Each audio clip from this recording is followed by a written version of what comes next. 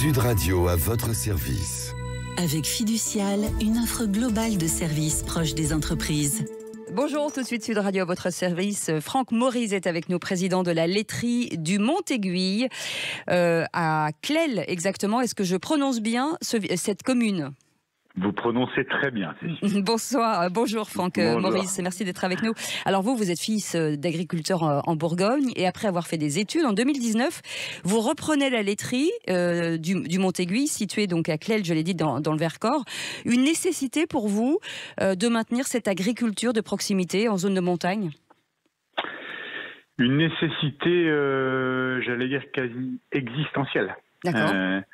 Lorsque vous vous êtes perdu dans les villes, il est important, à 53 ans passés maintenant, au moment où certains s'interrogent sur le sens qu'ils donnent à leur existence, de donner un autre sens à la mienne. Et donc, à travers une aventure entrepreneuriale avec mon épouse, avec Florence, il était important d'épouser la cause de ceux qui m'ont éduqué. Voilà, ce qu'Alexandre Jardin appelle les taiseux, les faiseux, ce sont ces agriculteurs qu'on aime qui tant. Malheureusement aujourd'hui qu'on aime tant, mais qui vivent difficilement les fruits de leur travail. Et c'est important que maintenant on puisse apporter notre petite pierre à leur édifice. En reprenant effectivement cette laiterie dans une zone désertée par les gros acteurs, dans une zone qu'on appelle de déprise.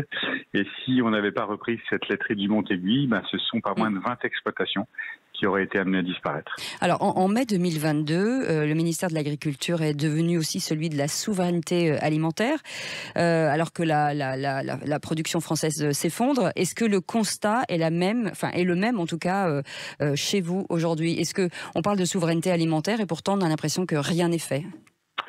C'est le sujet. C'est le sujet. Aujourd'hui, le sujet, c'est la sanctuarisation de nos matières premières agricoles qui doivent nous permettre de bien se nourrir et de rester en bonne santé, je l'espère. Aujourd'hui, malheureusement, nous perdons chaque jour, vous entendez bien, pas moins de 200 exploitations agricoles. Nous, on en parle de 200. On en parle beaucoup à Sud Radio. Un point sur l'actualité. Emmanuel Macron a lancé un plan de 53 mesures destinées à améliorer la gestion de l'eau. La filière laitière, elle s'engage depuis des années justement à réduire cette consommation. Écoutez, quand vous êtes connecté à la nature, il n'y a rien de plus précieux qu'elle. Et donc, vous êtes particulièrement vigilant. Il y a bien longtemps, effectivement, que dans des petites industries ou artisanales comme les nôtres, on est vigilant sur tout ce qui est carboné. Les énergies aussi, mais bien sûr nos matières premières qui sont vitales comme l'eau qu'on va ménager aujourd'hui pour nos bêtes, ne serait-ce que aujourd'hui si on veut qu'elles vivent et mangent dignement dans nos pâtures, dans nos estives, il faut les préserver, il faut les ménager.